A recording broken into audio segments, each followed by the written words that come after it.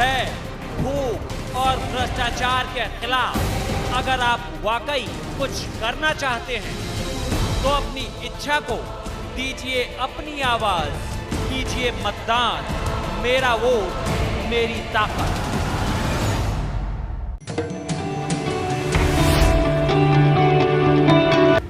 नमस्कार, आप सभी का स्वागत करता हूं। मैं शिवम आप सभी को एक अहम जानकारी आज देना चाहता हूं। बस ऐसे बैठे थे, विचार आया कि क्यों ना आप लोगों को एक सुझाव, एक जानकारी दी जाए। जैसा कि आप सभी जानते हैं कि ग्रामीण क्षेत्र में पंचायत चुनाव आ रहे हैं और ग्रामीण क्षेत्र में क्या, हर जगह पूरे देश में पंचायत चुनाव होते ही हैं। कहीं सभासद, कहीं पार्षद, कहीं ग्राम प्रधान। तो इस पे लोग अपनी प्रचार कर रहे हैं और कुछ लोग नए उम्मीदवार भी बनना चाहते हैं, कुछ लोग ग्रामीण स्तर पे अपनी छवि बनाना चाहते हैं। बहुत सारी चीज़ें हैं। कुछ लोगों के पास चुनाव लड़ना तो चाहते हैं लेकिन उनके पास फंड अरेंजमेंट नहीं है।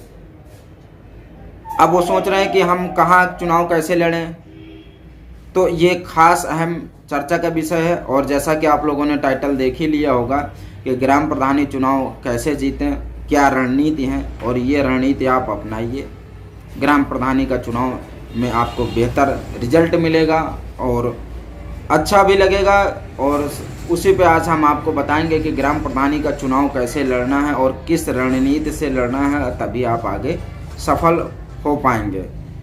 जैसा कि 3 पॉइंट बताऊंगा और उसमें आपको ये चीज़ नोट करना है और ये चीज़ अपने विचार में लाना है कि सबसे बड़ी अहम जानकारी होती है। जैसे ग्रामीण क्षेत्र पर तो सभी लोग एक दूसरे को जानते हैं, सभी एक दूसरे से जान पहचान होती है। ग्रामीण क्षेत्र में पंचायत चुनाव की बात करें, पंचायत चुनाव जो कि 15 फरवरी को सीट डिक्लेयर होगा उत्तर प्रदेश सरकार द्वारा और 15 अप्रैल से 15 जून के बीच में ग्राम पंचायत चुनाव कराने की संभावना है।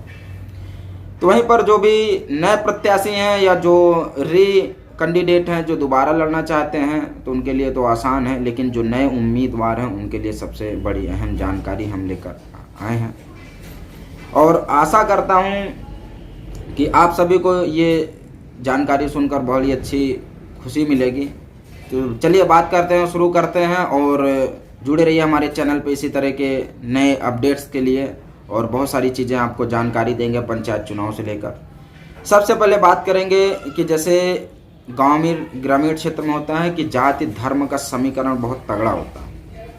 और सबसे पहली चीज़ तो आप लोगों को ये बता दूं कि ग्राम पंचायत चुनाव जीतना मुश्किल ही नहीं, असंभव होता है। बल्कि संसदीय विधायकी का चुनाव आप जीत सकते हैं।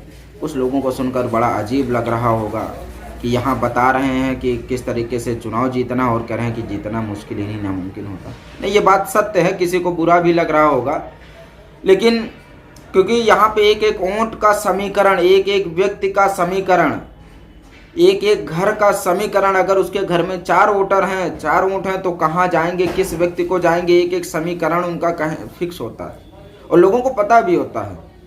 जैसा कि ग्राम पंचायत चुनाव के लिए बहुत सारे धन की इकट्ठा करना जरूरी होता है, तो उसमें जिन लोगों के पास फंड नहीं है पहले तो वो चीज़ ये कर लें कि वो फंड अरेंजमेंट करें, डोनेशन लेना शुरू करें। और डोनेशन वही व्यक्ति देगा आपको जो आपके बारे में अच्छा सोचता होगा, आपकी सपोर्ट करना चाहता होगा कि आप ग्राम प्रधान उम्मीदवार हैं, आप आगे आएँ। फंड अरेंजमेंट ऐसे करें और जीतना कैसे है, क्या रणनीति बनानी है, उस हिसाब से बात करेंगे। तो आपको बताएंगे उसके बारे में कि किस तरीके से जीतना है। मैन टू मैन मार्किंग करना है। अब जैसे कि समझ ही गए होंगे, मैन टू मैन मार्किंग मतलब एक एक व्यक्ति से आपको मिलना है और एक एक व्यक्ति की परेशानी क्या है, एक एक व्यक्ति के क्या काम होते हैं, और एक एक व्यक्ति से इतना घुल मिल जाइए आपस में कि वो आप से एकदम लगाव हो जाए, उनका मैन टू मैन मार्किंग हो जाए आपकी। और वहीं पर बहुत सारी चीज़ें हैं, जैसे कि ग्राम पंचायत चुनाव स्तर पे ये भी चीज़ देखी जाती है कि एक ग्राम सभा के जो नागरिक होते हैं उनको एक ग्राम प्रधान से क्या उम्मीद होती है, ग्राम प्रधान से उम्मीद क्या होती है, आखिर काम क्या क्या पढ़ सकते हैं ग्राम प्रधान से। तो सबसे बड़ी चीज़ जैसे कि थाने का मैटर हुआ या कोर्ट का मैटर हुआ, कचहरी का मैटर हुआ, या विधवा पेंशन नहीं मिल रही तो उसकी उसको जानकारी नहीं है, या कहीं कोई राशन बटा है उसके राशन कार्ड में उसका नाम नहीं, कहीं बहुत सारी ऐसी चीज़ें होती हैं जो ग्राम प्रधान के थ्रू होती हैं। लेकिन वहाँ ग्राम प्रधान के थ्रू तो होती हैं, लेकिन कहीं ऐसी जनता जो ग्राम प्रधानों से ये उम्मीद करती है कि ऐसा ग्राम प्रधान होना चाहिए जो हम लोगों की इस तरीके की समस्याओं के साथ साथ दे। सबसे बड़ी चीज़ तो एक कहावत है कि who can't help to help yourself, nobody in the world can help to help your. कहने का अर्थ यह है कि जो व्यक्ति स्वयं की सहायता नहीं कर सकता वो आपकी सहायता क्या करेगा। कि जो व्यक्ति कहीं कोई मैटर हुआ, कहीं कुछ हुआ, वो स्वयं की सहायता नहीं कर सकता, वो आपके साथ कैसे खड़ा रहेगा, हमेशा आपके सुख दुख में कैसे खड़ा रहेगा। तो सबसे बड़ी चीज़ ये पहला बताया, मैन टू मैन मार्किंग, लोगों से मिलना, क्योंकि ग्राम पंचायत चुनाव जो होता है, ग्राम पंचायत छोटी सभा होती है, तो वो चीज़ कि एक एक वोटों का बंटवारा है, एक एक वोट फिक्स होते हैं कि कौन सा वोट कहाँ जाएगा, किसको जाएगा। अच्छा, इस पे एक वीडियो और भी डालेंगे ग्राम पंचायत चुनाव को लेकर। जाति धर्म का समीकरण तोड़ना है, पॉसिबल है, लेकिन कैसे तोड़ना है इसके बारे में भी हम आपको बताएंगे कि क्योंकि ग्राम पंचायत का चुनाव जो होता है वो लोगों का माइंड सेटअप होता है, लोगों की मेंटालिटी सेट होती है। अब ऐसे भी कुछ ग्राम प्रधान देखिए, आपको न किसी से लड़ना है न लड़ाना, ना किसी से भिड़ना है ना भिड़ाना है किसी को, लेकिन आप इतने भी सक्षम रहें कि अगर कोई व्यक्ति आपसे लड़ने आ जाए तो उससे भी आप निपट सकें, इतनी सक्षम होने चाहिए। दूसरा चीज़ कि मानसिक रूप से, आर्थिक रूप से और शारीरिक रूप से आप सक्षम होने चाहिए। कोई भी चुनाव लड़ना हो, चाहे संसदीय का लड़ना हो या विधायकी का लड़ना हो या बीडीसी का लड़ना हो या ग्राम प्रधानी का लड़ना हो या जिला पंचायती का लड़ना हो, ये चीज़ हर जगह लागू होती है। मानसिक रूप से, शारीरिक रूप से, आर्थिक रूप से आप सक्षम होने चाहिए कि एक दूसरे की मदद कर सकें। और गांव में झगड़े किस चीज़ के होते हैं? ग्राम प्रधान का तो साथ है, जनता का यहीं पे चाहिए ना। गांव में झगड़े किस चीज़ के होते हैं? खेत के होते हैं, मेड़ के होते हैं, बाउंड्री के होते हैं, रास्ते के होते हैं, नाली के, यही सब विवाद होते हैं ग्रामीण क्षेत्रों में। ग्राम प्रधान इसमें अगर जनता का, तो जनता वहाँ पर ये चीज़ देखती है कि अगर ये ग्राम प्रधान मेरे इस काम आ सकता है तो हम उसको चुनेंगे, ये अगर नहीं आ सकता तो उसको नहीं चुनेंगे। तो कहीं ना कहीं समीकरण। और दूसरी चीज़ कि जैसे कुछ लोग होते हैं, उनसे टाई अप बना के रखना पड़ता है कि जो ऐसे व्यक्ति हर एक गांव में होते हैं कि जिनकी बातों का कोई भी व्यक्ति मना नहीं करता, उनकी बात सभी व्यक्ति मानते हैं। आपको ऐसे व्यक्ति रखना है, ऐसी टीम बनानी है, ऐसी मीटिंग गठन करनी है कि जहां आप नहीं जा सकते हैं, कोई आपके अपोजिट हो, कट्टर विरोधी अपोजिट है, आप वहां नहीं जा सकते हैं, तो उस व्यक्ति जो आपके समूह है, उस व्यक्ति के माध्यम से वहां तक सूचना पहुंचाइए, लोगों को समझाइए, अपनी खूबियां लोगों को बताइए और लोगों को ये चीज़ भरोसा दिलाइए कि हम आपके साथ हमेशा सुख दुख में खड़े रहेंगे। क्योंकि ग्रामीण क्षेत्र में क्या, जनता कमाती अपना, खाता है अपना है, लेकिन एक ग्राम प्रधान, गांव का जो मुखिया होता है, उससे यही लोगों को उम्मीद होती है कि ये ग्राम प्रधान हमारे ये काम आएगा। तीसरी चीज कि किसी के साथ कोई भी, चाहे अपना कैंडिडेट हो या कट्टर विरोधी का हो, किसी से किसी भी तरीके के अशब्द या गलत बातचीत या गलत व्यवहार नहीं करने। कितना भी अपोजिट हो आपका, कितना भी कट्टर विरोधी हो, कहीं कोई चीज़ आपको ऐसी नहीं बोलनी है समाज में जिससे गांव में, क्योंकि चुनाव का माहौल चल रहा है, कई ऐसे लोग हैं जो आपके कट्टर विरोधी होंगे, वो आपकी कमियां ढूंढेंगे। अगर आपकी वो एक छोटी सी कमी पा जाएंगे तो वो उसको बहुत बड़ा इशू बना सकते हैं, जनता के बीच में भ्रम फैला सकते हैं। और यहीं पर देखो कुछ ऐसे ग्राम प्रधान देखे होंगे आपने, जैसे कि हम लोग टूर भी करते हैं, गांव-गांव में सर्वे भी करते हैं, देखने को मिलता है। अभी जैसे बलिया का टूर है मार्च में, फरवरी में, तो ऐसे टूर भी करते हैं देखने। कहीं कहीं ऐसे ग्राम प्रधान मिलते हैं जो दबंग टाइप होते हैं। उनसे कैसे आपको लड़ना है, उनके अपोजिट में कैसे चुनाव लड़ना है, ये भी आपके लिए एक महत्वपूर्ण है कि उनको देखना है कि आखिर वो किस तरीके से दबंग, उनके विरोध में आपको जनता को अपने फेवर में लेना है।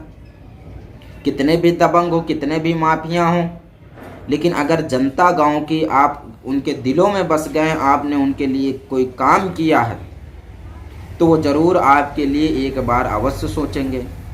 कुछ लोग ऐसे भी होते हैं कि अरे क्या काम करना है, जब बन जाने के बाद हम काम करेंगे। नहीं, वहीं पर अपोजिशन वाले आपकी कमियां ढूंढते हैं। आप ये मत कहिए कि बन जाएंगे तो करेंगे, सेवा का अवसर मिलेगा, सेवा किया जाएगा आप लोगों का। तो यहाँ पे अपनी इच्छा भी, और जब तक ग्राम पंचायत का चुनाव नहीं होता ये रणनीति अपना लीजिए। मैन टू मैन मार्किंग, आर्थिक रूप से, मानसिक रूप से, शारीरिक रूप से सक्षम होनी चाहिए, और कहीं ऐसी कोई गतिविधियां ना करें कि जिससे आपके अपोजिशन में आपकी छवि पे दाग लगे। दूसरी चीज़ बताना चाहते हैं कि जैसा कुछ लोग होते हैं कि जैसे थाने में किसी का कोई काम पड़ गया, मैटर पड़ गया, तो ग्राम प्रधान को ही फ़ोन किया जाता है, क्योंकि वो गांव का मुखिया होता है। गांव का मुखिया होता है, ग्राम प्रधान को ही फ़ोन किया जाता है। तो कहीं कहीं ऐसे देखने को मिले कि ग्राम प्रधान जी फ़ोन का रिसीव ही नहीं करेंगे, रिसीव भी करेंगे तो कहेंगे आपका मैटर है, आप जानिए। तो वहाँ पर अगर कोई भावी उम्मीदवार या कोई ऐसा कैंडिडेट है, अगर उसकी पकड़ है, अप्रोच है, तो उसको ये चाहिए कि लोगों की ज़्यादा से ज़्यादा हम हेल्प करें, लोगों की ज़्यादा से ज़्यादा सेवा करें। और इसी रणनीति पे, और हर एक पंचवर्षीय में ग्रामीण जनता को ही चाहिए कि हर एक व्यक्ति को मौका और सेवा का अवसर देना चाहिए। क्योंकि कुछ लोग होते हैं, कई गांवों में सर्वे करने गए, सर्वे के दौरान देखा कि लगभग पिछले 15 साल से, 10 साल से, 20 साल से ग्राम प्रधान हैं, तो अपना सत्ता का शासन जमाए बैठे हैं। ऐसे में वो ग्राम प्रधान लोगों पर तानाशाही करते हैं। जो उनके समर्थक होते हैं, जो उनके सपोर्टर होते हैं, सिर्फ वो उन्हीं का काम करते हैं, बाकी की जनता त्राही त्राही। जैसा कि अभी कुछ गाँव में सर्वे किया था, बिना गड्ढा के शौचालय, गड्ढा मुक्त, यहाँ पे भाजपा सरकार बनाती है गड्ढा मुक्त सड़क, वहाँ के ग्राम प्रधान बनाते हैं गड्ढा मुक्त शौचालय। तो आखिर ये चीज़ देखा जाता है और ये चीज़ बताया जाता है कि अगर ग्राम प्रधान चुनाव लड़ता है तो देश की जनता, जो ग्रामीण जनता है, वो उसकी क्या उम्मीद, बहुत उम्मीद और आशाएं होती हैं लोगों से, वो देखने को मिलती हैं। और वहीं पर ये चीज़ ऐसा होता है कि ऐसे लोगों के कहीं अपोजिशन वाले ये कमियां पा जाते हैं, और वहीं पर गड्ढा मुक्त शौचालय बना। तो आखिर जो भारत सरकार हमारा काफ़ी सारा फंड देती है, पैसा देती है ग्रामीण विकास के लिए, आखिर ये चीज़, ये जगह ऐसी होगी जहां लोगों के विकास। अब यहाँ पे कोई सांसद, एमएलए, एमपी ग्रामीण क्षेत्र में या जिलाधिकारी के पास इतना समय तो नहीं रहता कि एक एक गाँव, एक एक ग्रामीण आके वो चेक करेंगे। ग्राम प्रधान को खुद सोचना चाहिए कि आखिर हमारी ग्राम सभा है, हम यहाँ के चयनित ग्राम प्रधान हैं, तो हम ऐसा काम करें कि हमको आने वाले भविष्य में हमारे जो प्रतिद्वंदी, जो हमारे अपोजिशन वाले हैं, वो न जीत पाए, चुनाव जनता के दिल में हमारा ही बसेरा रहे। तो बहुत सारी चुनाव ऐसे होते हैं, और कहीं पर कोई भी ग्राम पंचायत हो, सीट का डिक्लेयर 15 फरवरी के बाद होगा। जो भी कैंडिडेट, जो भी उम्मीदवार, चाहे वो बीडीसी का हो, जिला पंचायती का हो या ग्राम प्रधानी का हो, ये 3 चीज़ नोट कर लें और ये इस रणनीति से आप चलेंगे तो यकीनन आप चुनाव जीतेंगे। जिनके पास फंड नहीं है, मैंने पहले भी बताया कि जिनके पास फंड नहीं, वो फंड डोनेट करवाएं, अरेंजमेंट करवाएं। जो लोग आपके समर्थन में हैं उनसे कुछ आर्थिक सहयोग लें। आर्थिक सहयोग वही देंगे जो आपके फेवर में होंगे, जो आपको जिताना चाहते होंगे। तो यही, और दूसरी चीज़ कि कहीं किसी गांव में गुटबाजी होती है। गुटबाजी तो ज़्यादातर सभी गांवों में देखने को मिलती है, चाहे वो दबंग छवि के लोग हों, चाहे वो नॉर्मल हों, चाहे वो वोटों का समीकरण हो या अपोजिशन का बात हो, हर एक गांव में गुटबाजी होती है। तो कहीं कोई ऐसी गुटबाजी में, कहीं जो ऐसे कैंडिडेट हैं, आवेश में आकर, कोई ऐसे जज्बात में आकर कोई ऐसा शब्द का प्रयोग ना करें, कोई ऐसी बात ना बोलें कि जिससे उनकी जो बनी हुई फिजा है, जो उन्होंने प्रचार किया है, जो जनता के साथ काम किया है, उस पर कहीं छवि आ जाए, चाहे वो वर्तमान ही ग्राम प्रधान क्यों ना हो। क्योंकि वर्तमान, अच्छा दूसरी चीज़ यहाँ पर वोट, जैसे कि कमेंट भी आते हैं होंगे और हमसे पूछा भी जाता है कि सर ग्राम पंचायत चुनाव के बारे में बताइए, तो उसी पे आज आपको ये वीडियो दिखा रहे हैं। और कहीं ना कहीं तो गांव में देखने को ये भी मिला कि वहाँ वोट के लिए बेचे जाते हैं, बिकते हैं लोग, वोट अपनी बेच देते हैं। तो क्या ऐसे ग्रामीण स्तर पे, ऐसे गांवों में क्या विकास होगा? कभी नहीं होगा। क्योंकि जो आपके वोटों के लिए खरीदारी, जैसा कि गांव में रेट लगते हैं कि 5,000 रुपये पर वोट, अगर किसी घर में 4 कैंडिडेट हैं तो कुल मिलाकर 20,000 रुपये उनको देंगे। इसीलिए ग्राम पंचायत चुनाव में 15 से 20 लाख रुपए लोग खर्च करते हैं, क्योंकि उनको जीतना रहता है, वोट यहाँ बेचे जाते हैं। तो आखिर एक चीज आपको बता दें कि अगर ग्रामीण क्षेत्र में अपने गांवों का विकास करना है तो इस भारत देश की समस्त जनता जो भी इस वीडियो को देख रही है वो आज ये फैसला कर ले कि जो बहुमत मतदान होता है उसका कोई मूल्य नहीं होता। जो भारत सरकार निर्वाचन आयोग आपको 18 साल की उम्र में ये एक अहम महत्वपूर्ण जिम्मेदारी देती है, उसको आप कागज के टुकड़ों के लिए आप बेच देते हैं। आप अपने वोट नहीं बेच रहे हैं, आप अपने इस गांव का विकास बेच रहे हैं, अपने आने वाले बच्चों का भविष्य बेच रहे हैं। क्योंकि जो भी व्यक्ति ग्राम प्रधान होगा वो अगर पैसा खर्चा करेगा, पैसे से वोट खरीदेगा, वो ग्राम प्रधान बनेगा, तो ये वादा नहीं, ये दावा करना है कि वो कतई गांव में विकास नहीं करेगा। क्योंकि जितना पैसा वो खर्च किया रहेगा पहले वो रिकवर करेगा, फिर उसके बाद अपना प्रॉफिट कैलकुलेट करेगा, फिर उसमें वीडियो सिक्योरिटी को भी कमीशन जाता है, पे आउट जाता है, और फिर वहीं पर 5 वर्ष बीत गए, पता लगा गांव में विकास जीरो, ग्राम प्रधान बने हीरो ठहर रहे हैं। तो ये कहीं ना कहीं बातें होती हैं। तो ग्रामीण की जनता से हमारी अपील है कि वोट बेचने वाला बेईमान, वोट खरीदने वाला बेईमान, कृपया अपने बहुमत, अपने मतदान को कतई न बेचें।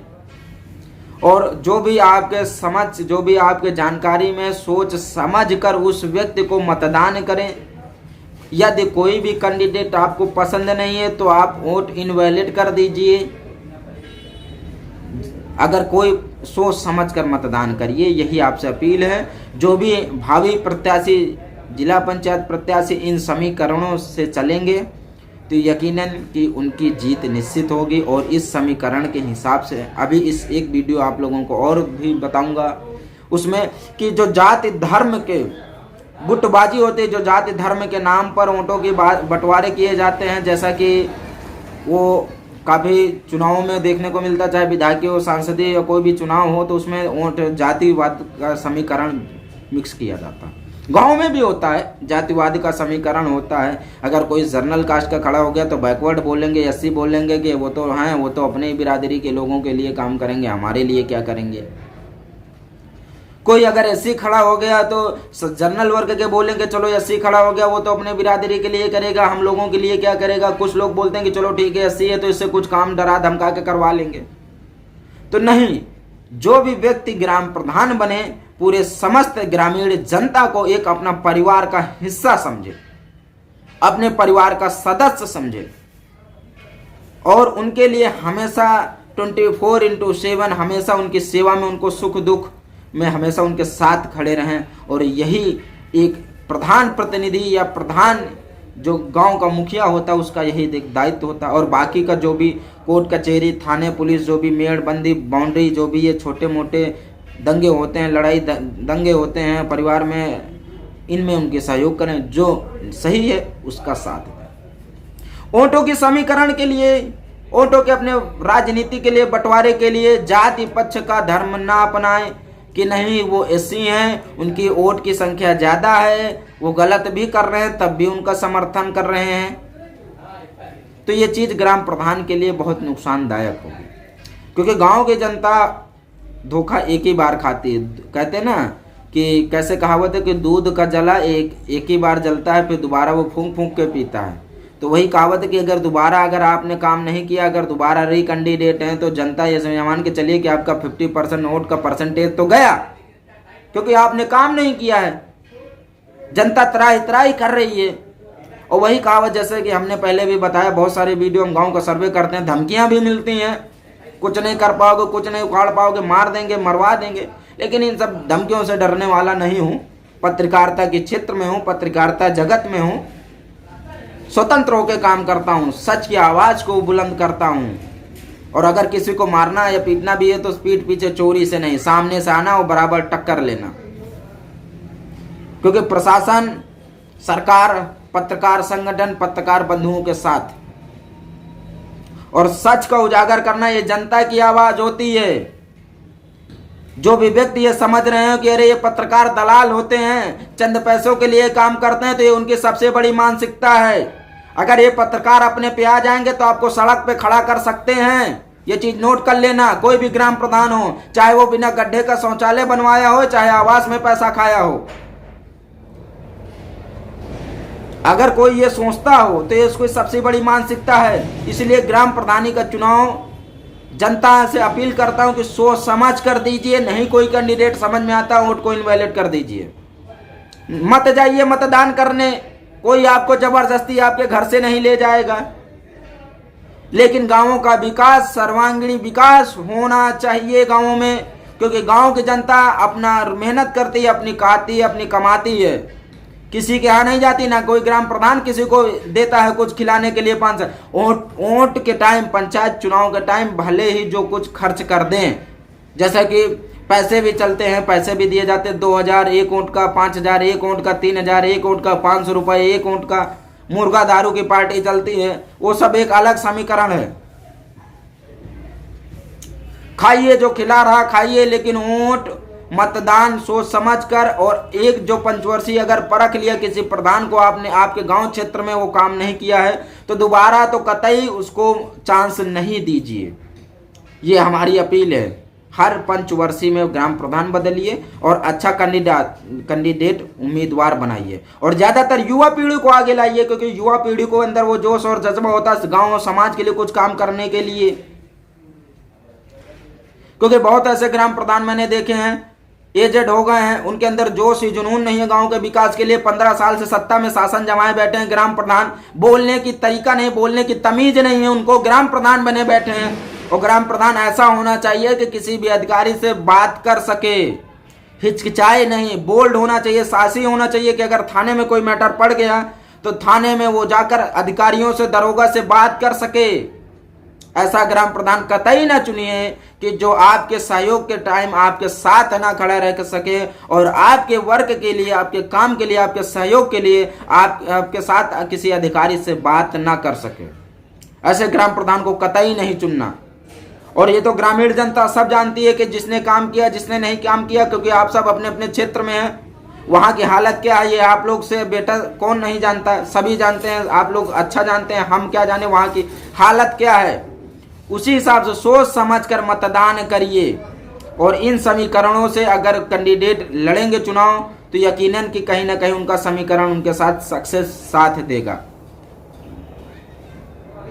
आशा है कि ये जानकारी आपको सुनकर अच्छी लगी होगी, और एक वीडियो इसी से रिलेटेड फिर डालेंगे। अगर आप हमारे चैनल पर नए हैं तो हमारे चैनल को सब्सक्राइब कर लीजिए, आपको ताज़ा अपडेट। अब आपको नेक्स्ट वीडियो डालेंगे कि जाति धर्म के समीकरण जो वोट है इनको कैसे तोड़ना है, और किस तरीके से तोड़कर जनता के बीच में अपनी छवि को स्थापित करना। जय हिंद, जय भारत, नमस्कार।